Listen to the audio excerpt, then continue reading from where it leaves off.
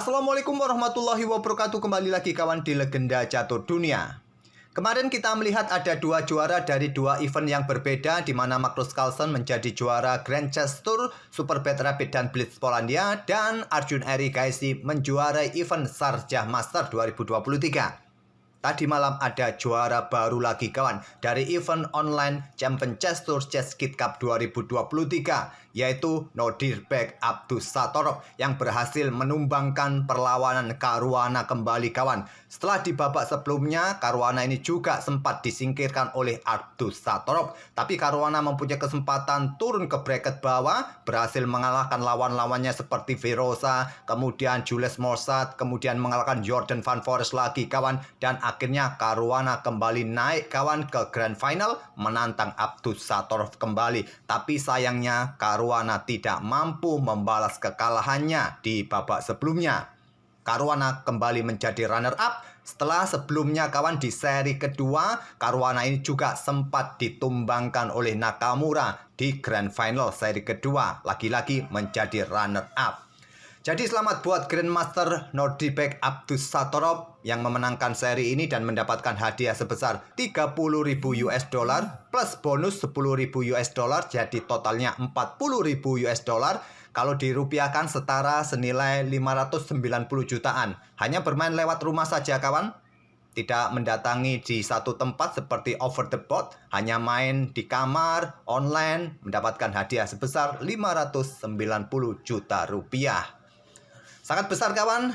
Dan untuk divisi 2-nya ada nama Fedoshev kawan, yang berhasil mengalahkan Shahriar Mamedyarov di partai grand finalnya lewat permainan Armageddon, di mana Mamedyarov ini dalam permainan middle game sebetulnya posisinya sangat bagus saat pegang hitam. Entah kenapa Mamedyarov tidak menemukan langkah-langkah terbaik kelanjutannya, akhirnya momen didapatkan oleh Vladimir Fedoshev. Dan nanti Fedoshev ini akan masuk line up divisi 1 untuk seri keempat Champion Chess Tour. Dan untuk divisi 3-nya ada Alan Pichot yang berhasil mengalahkan Pentala Harikrishna kawan di partai grand finalnya. Juga lewat dalam permainan Armageddon, Pentala Harikrishna ini harus menyerah dari Alan Pichot.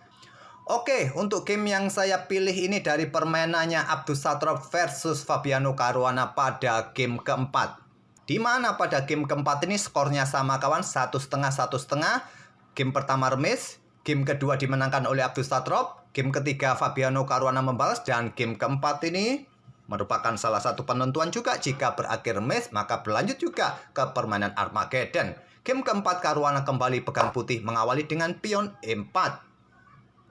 Dibalas dengan permainan Sicilian Defense pion C5, kuda F3, kuda C6, ada gajah B5, Netsmedinov, Rosso Limo attack. Dan di sini kawan pion D6 dimainkan oleh Nodirbek Abdussatorov, pilihan nomor 2. Kalau kalian memilih jalur utamanya adalah berencana Vicenzo dengan pion G6. Akan saya tunjukkan kawan, mungkin bisa kalian hafal langkah-langkah jalur utamanya. Setelah rokade gajah G7 ada pion C3 untuk serangan pion pusat kawan. Di sini benteng E1 lindungi pion. Setelah kuda F6 tadi ada rokade, kemudian serang petak pusat seperti dalam permainan Sicilia terbuka, pion C pukul pion D4, pion D5 kalian bisa serang balik. Kalau didorong pion ini kawan, kuda lompat ke petak E4, putih mengembangkan kuda C3, kalian bertukar kuda di sini. Dan seperti inilah kawan jalur yang paling banyak diambil dengan rencana Vicenzo gajah gelap G7. Tapi memilih variasi nomor 2 Abdussatorov dengan pion D6, dan di sini rokade. Selanjutnya gajah D7, pilihan utama kawan untuk blokade pin-pinan. Selanjutnya di sini ada benteng E1, kuda F6, dan pion C3. Jelas untuk dukungan pion pusatnya untuk bertarung di petak D4 nanti, ataupun juga sementara untuk kontrol petak B4 ataupun petak D4. Di sini pion A6 untuk mencoba mengusir gajah, dan kebanyakan gajah ditarik mundur ke petak F1. Tidak lagi menukarkan gajah sikat kuda kawan. Tentu akan memberikan tempat bagi gajah di petak C6 ini. Gajah ditarik mundur ke petak F1 oleh Fabi. Kemudian gajah ini sudah tidak ada tugas lagi untuk blokade di sini kawan. Dia bergerak ke petak G4, pressure kuda di sini diikuti kuda nanti ke petak E5, diusir dengan pion H3. Dan di sini Nodirbek Abdussatorov langsung menukarkan gajah sikat kuda F3. Bagaimana jika ditarik mundur kawan? Tetap pressure kuda di sini diikuti kuda ke sini nanti, pion G4 akan dimainkan. gajah mundur ke G6. Tapi Abdus Satrop langsung menukarkan gajah terangnya sikat kuda F3 diambil balik oleh menteri. Sekarang hitam bermain hanya dengan sepasang kuda melawan putih yang mempunyai sepasang gajah. Tapi jangka panjangnya posisi gajah terang ini juga rasanya beberapa tempo lagi sulit untuk mendapatkan diagonal. Gajah gelap juga butuh beberapa tempo untuk keluarkan. Dan barulah di sini pion G6 dimainkan oleh Abdus Satrop. Berencana Vajento, rokade di langkah berikutnya. Dan di sini pion D3 terlebih dahulu untuk membuka akses gajah gelap. Segera keluar kawan, dibalas dengan langkah gajah G7 tentu saja. Dan gajah berkembang ke E3, jawaban dari Stockfish yang lebih kuat untuk putih kawan. Tapi memilih dengan kuda D2. Biasanya kuda ini akan menggantikan posisi menteri kawan. Menteri akan bergerak mundur lagi dan kuda akan menempati peta F3 nanti. Kalau gajah E3 terlebih dahulu kawan, mungkin di sini kuda D7 ataupun rokade, baru di sini pengembangan kuda ke D2 kawan. Dan menteri mundur, kuda menempati peta F3. Tapi memilih dengan kuda D2 terlebih dahulu, Nordic Abdus Satrop rokade, menteri mundur ke D1, ada benteng C8, paling banyak pada posisi ini pion B5 dimainkan untuk mendapatkan ruang sisi menteri, tapi terlebih dahulu ada benteng C8, kuda F3 lanjut Fabi, dan di sini pion E6 lanjut Abdus Satrop, dan pion A3. Di sini ada benteng E8, kemudian pion G3. Untuk memberikan ruang bagi gajah bergerak ke peta G2 atau memberikan ruang bagi raja kawan, kita lihat seperti apa. Kuda D7 untuk membuka akses diagonal gelap, untuk juga apakah lompat ke peta E5 menantang pertukaran kuda. Fabi mendorong pion H4. Mungkin didorong lagi, raja naik, nanti memberikan tempat bagi benteng untuk bermain lewat sisi kanan. Dihentikan dengan pion H5 oleh Abdus Satrop. Di sini gajah G5. Tanda tanya buat Abdus Satrop. Apakah menteri ini menghindar? Peta C7 saran dari Stockfish ke B6 juga bagus. Pressure pion di sini. Abdus Satrop memilih menantang pertukaran gajah gelap. Dia ingin bermain dengan sepasang kuda melawan kuda plus gajah. Sedikit ditahan oleh Fabi, bermain dengan pion D4 terlebih dahulu. Bukan pilihan yang bagus kawan. Ini merupakan langkah kesalahan pertama yang dibuat oleh Fabi. Walaupun di sini Stockfish tidak memberikan tanda kuning pada pion D4 ini kawan. Tapi berikut inilah efek yang akan diterima oleh putih.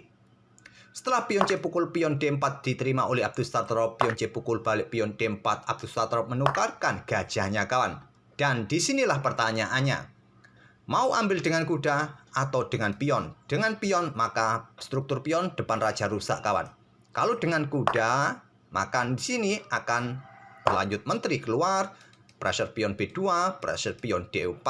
Itulah yang menjadi masalahnya. Mungkin ada opsi pion ini didorong, diterima saja, diambil balik di sini kawan, dan benteng pukul benteng. Setelah menteri bergeser, kuda ini menempati outpost yang sangat bagus, sementara pion ini juga masih dalam ancaman. Pion ini juga terlihat remah. Ada benteng punya opsi untuk segera naik ke baris kedua, tentu akan sedikit memberikan keuntungan tempo bagi hitam untuk bermain. Dan kuda ini juga punya potensi untuk melakukan ancaman skak garbuan. Kuda juga siap menempati peta G4 ini kawan. Banyak opsi nanti bagi kuda-kuda ini. Oke, kembali lagi ke langkah aslinya. Jadi di sini Fabi memutuskan untuk ambil gajah ini dengan pion. Sehingga struktur pionnya rusak depan raja kawan. Dan dengan tidak adanya gajah gelap kawan, di sini Abdus Satrop mulai ekspansinya, eksploitasi di peta-peta gelap. Terlebih dahulu dengan pion E5-nya. Ditolak oleh Fabi dengan pion D5. Kuda ke D4 membuat langkah pengorbanan pion kawan, diterima. Kuda pukul kuda, diambil balik. Jika langsung ambil balik, maka pion yang di sini juga jatuh kawan. Kuda akan menempati outpost yang sangat bagus di peta E5 setelah tidak adanya gajah gelap yang bisa kontrol peta-peta gelap. Terlebih dahulu kawan, Fabi menyerang kuda dengan gajah H3. Jelas dia ingin menukarkan perwiranya agar kuda tidak menempati outpost-outpost ini kawan. Juga posisinya mengebin benteng. Terlebih dahulu benteng diangkat naik untuk pertahankan pion. Dan di sini gajah sikat kuda diambil balik. Posisi menteri terdefleksi tidak mengincar pion ini lagi. Dan pion B3 dimainkan oleh Fabi. Ada benteng bergerak ke C3. Menteri ambil pion D4. Benteng ambil pion B3. Dan di sini kembali Fabi membuat langkah kesalahan di peta-peta pusat kawan. Dia membuat langkah pengorbanan pion dengan pion E5. Memang terlihat tantangan pertukaran pion kawan, tapi ini adalah pengorbanan pion. Dia kehilangan satu pion pusat. diterima oleh Abdus Satrop, diambil balik oleh benteng, pertukaran benteng terjadi, diambil balik oleh menteri, ada benteng D3, pion ini jatuh, sudah tidak bisa di backup, dan hitam unggul 1 pion di sisi kiri papan. Jelas ada 1 pion bebas nanti di sisi kiri papan jika dilanjutkan. Hitung-hitungannya 2 pion melawan 1 pion berlanjut dengan benteng C1. Mencoba melakukan ancaman di sini mungkin kawan, dan di sini benteng ambil pion D5 ancam menteri. Di sini menteri bergerak ke B8, pilihan nomor 3 menurut Stockfish yang lebih kuat mundur ke peta E3 kawan. Tapi kalau kalian mencoba untuk menantang permainan endgame benteng versus benteng di sini seperti ini, mungkin akan diladeni oleh hitam dengan benteng ambil menteri E5, benteng ambil menteri D7, dan di sini bisa melanjutkan benteng ambil pion G5, benteng ambil pion B7, dan bisa berlanjut dengan benteng bergerak ke B5 menantang pertukaran benteng di sini kawan kalau diterima. Kalian juga harus berhati-hati dalam permainan endgame seperti ini.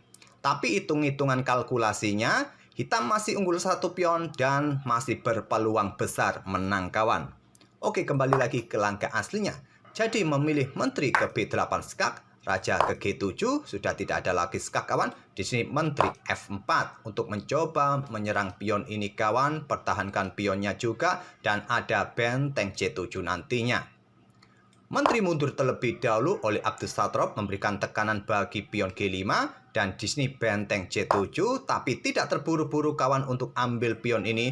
Benteng F5 terlebih dahulu untuk usir menteri, blokade ancaman terhadap peta F7. Setelah menteri mundur ke C1 di sini, maka menteri ini tidak coba ambil pion di sini kawan, tapi sentralisasi, positioning yang sangat kuat kawan. Juga untuk memberikan pressure bagi pion F2. Gampanglah pion ini bisa diambil nanti. Dan Stockfish menyarankan menteri ke C3 kawan, menantang pertukaran menteri, memulai permainan endgame benteng-benteng kawan. Menteri pukul, diambil balik, kalian bisa ambil pion di sini, dan seterusnya kawan, bisa kalian lanjutkan sendiri. Hitam masih berpeluang besar untuk menang dengan keunggulan 2 pion. Memilih dengan langkah benteng, backup pion F2, benteng C2, dan di sini benteng ambil pion G5, menteri ambil benteng G5, menteri D1 skak, raja bergerak, benteng putih tewas kawan. Kita temui permainan endgame menteri versus menteri dengan keunggulan 2 pion dari Abdus Satrop.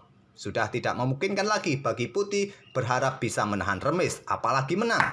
Menteri E5 skak masih mencoba. Raja bergeser ke H7 dan menteri D4 sentralisasi juga perkuat pion F2-nya. Menteri F5 persiapan untuk pion B5 di langkah berikutnya kawan, tetap pressure pion di sini dan juga mengawal pion-pion sisi kanannya nanti untuk mencoba mendesak posisi raja. Pion A4, pion B5 ditolak Fabi, pion A5 dan pion didorong ditawarkan kawan, dan nanti pion ini jatuh diterima oleh Fabi. Abdus Satrop ambil pion F2 skak, raja bergeser, ada pion G5 membatasi ruang gerak raja kawan, dan juga ada opsi skak 4. Pion G4, raja naik, kemudian diikuti pion F6, raja H6, menteri H2, skak mat. Dan Fabi mengantisipasinya dengan menteri B7. Mengepin pion agar pion tidak didorong ke F6 dan juga mencegah raja naik ke peta H6. Di sini kawan, raja ke G7 tidak terburu-buru melakukan langkah seperti ini. Pion G4 skak, raja maju. Tidak mungkin pion maju karena posisinya kena pin. Tidak mungkin juga raja maju kawan, karena efeknya adalah di sini. Menteri B6 skak memaksa pertukaran menteri kawan, dan putih lebih cepat mempromosikan pionnya, putih menang. Oleh karena itu Abdus Satrop sangat sabar juga kawan, tidak terburu-buru menggeser rajanya ke G7 terlebih dahulu. Dan di sini Fabi ambil pion A6, barulah pion G4 dimainkan skak. Terpaksa raja ke peta H4, barulah pion F6 kawan. Menawarkan pionnya, tidak berani diambil oleh Fabi. Menteri B7 terlebih dahulu skak. Kalau diambil sekarang ancamannya juga skak mat kawan di sini, dan skak mat sudah. Menteri B7 skak. Raja naik ke peta H6, sudah tidak ada skak lagi kawan di peta gelap ini, dan ancaman skak mat berikutnya kawan. Fabi melangkah menteri H1 dan Abdus Satrop menteri D2. Satu langkah berikutnya skak mat yang tak terhentikan lagi. Kalau kalian mencoba ke sini, ya ke sini skak mat kawan. Kalau ingin agak lama, satu langkah berikutnya di sini saja. Tidak settlement kawan, karena masih punya pion yang bisa bergerak. Kalian bisa ikuti menteri ke sini skakmat ataupun menteri ke sini skakmat. Ya sudah, wassalam kawan. Oleh karena itu setelah menteri bergerak ke petak D2 ini, Fabi menyerah di langkah ke-48. Kembali Fabiano Caruana menjadi runner up secara berturut-turut sejak seri kedua sampai seri ketiga ini. Selamat buat Abdus Satrop yang menjadi juaranya di event Chess Kid Cup ini. Sesuai temanya kawan, Chess Kid Cup. Sedangkan Abdus Satrop ini bukan anak-anak lagi, tapi juga bukan orang dewasa kawan, masih berusia 18 tahun. Oke, semoga permainan dari Abdus Satrop dengan langkah-langkah presisinya sekali lagi kawan. Dari tadi kita tidak menemui langkah-langkah kuning bahkan merah dari Abdus Satrop. Stockfish 15 menilai keakuratan Abdus Satrop ini sebesar 98,3% kawan. Sedangkan Fabi sekitar 89,6% keakuratannya. Berbeda signifikan 9% kawan. Sangat presisi permainan Abdus Satrop ini. Oke, kita akan bertemu di video-video berikutnya. Untuk next event adalah Norway Chess kawan, ataupun Dubai Open. 2 hari ini akan mulai digelar, kita tunggu saja. Jadi masih ada game-game yang cukup menarik atau event-event yang cukup menarik untuk bisa kita ulas 1 minggu ke depan. Oke, terima kasih sudah mampir tiap hari. Kita akan bertemu di video-video selanjutnya. Wassalamualaikum warahmatullahi wabarakatuh.